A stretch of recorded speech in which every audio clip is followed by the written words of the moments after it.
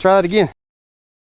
So I'm on the journey of finding my new everyday carry. My brother now lives in Brooklyn, he lives right outside of Manhattan, and the government says that he does no longer need his M&P. So I picked it up, one, because I've always wanted to try these, and so far I do like it. We'll start with the goods. Picatinny rail, fantastic. It is ambi slide release, which is good. This is slightly the older version. This is not the 2.0, so there are some things missing, but I just wanted to get the general feel of it. Sights are metal, which is good. Very easy to take apart.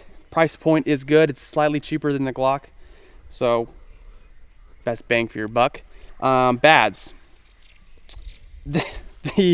I call it the flangellant safety on the trigger. I do not like this trigger. If I ever bought one of these, the new versions, I'm replacing the trigger immediately.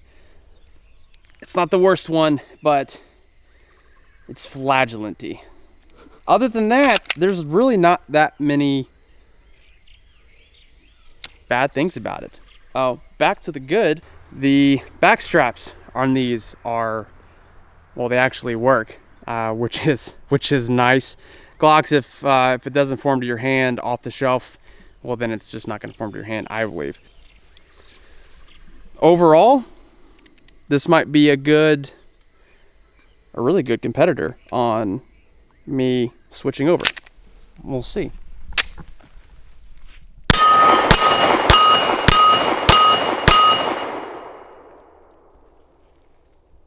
Pretty good.